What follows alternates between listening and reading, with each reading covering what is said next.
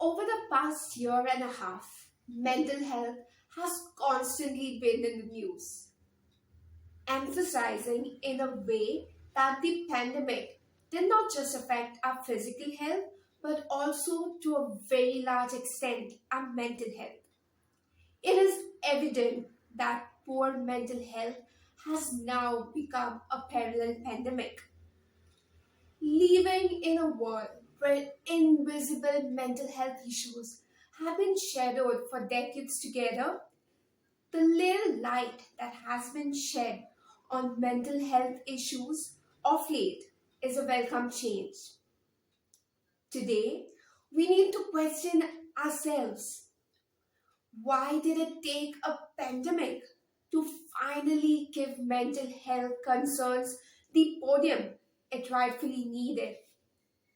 And why it still isn't enough to unmute ourselves and to begin a conversation about our mental health? We fail to recognize that to remain healthy is to strike a balance between our physical, emotional, mental, and social well being. These cogs work together, and to achieve an optimal level of living, we need to strike a balance. Just because mental health issues, mental health concerns wear a cloak of invisibility, it does not mean they do not exist. We seldom whisper about our sufferings of our physical ailments. If we have a fever or a fractured bone or maybe even a diagnosis of cancer, everyone hears about it, talks about it, and hence it gets the required help and the medication to get better. Then why aren't we using the same approach towards our mental ailments? Why don't we talk about our feelings? Feelings and emotions are something all of us experience. Feelings of rage, joy, anxiousness, shame, bliss, love, desperation, guilt, and so many more. Then why do we let societal norms tell us that we need to mute our feelings and emotions? We need to work in unison to help create a safe space for our emotions. Today, when we ask someone, how are you feeling? Maybe it's time we ask them how they are really feeling. Maybe just one word would accentuate you building a safe environment, a safe space for them to share their feelings and emotions. By letting them know that someone cares about their emotional and mental well being, and that someone would rather prefer the real answer. Feelings and emotions have a tendency to overwhelm us. Often, we think that ignorance or denial is the best way to cope.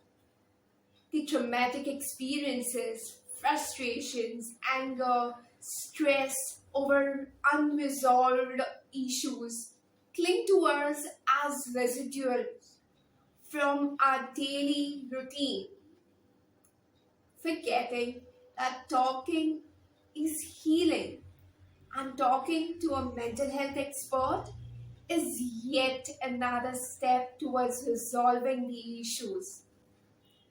We need to understand even the biggest clogged sink can hold only so much, and it does need an outlet if it is to function right. Self care is how we take the power back. So unmute and let talking do the healing. The beauty of feeling emotions lies in being aware about them, aware of them. Today, we have adopted and embraced the culture of I don't know. We hesitate around awareness because of the vulnerability it makes us embrace.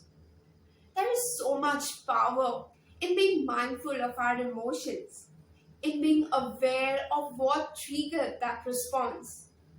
May it be a positive emotion or not so positive.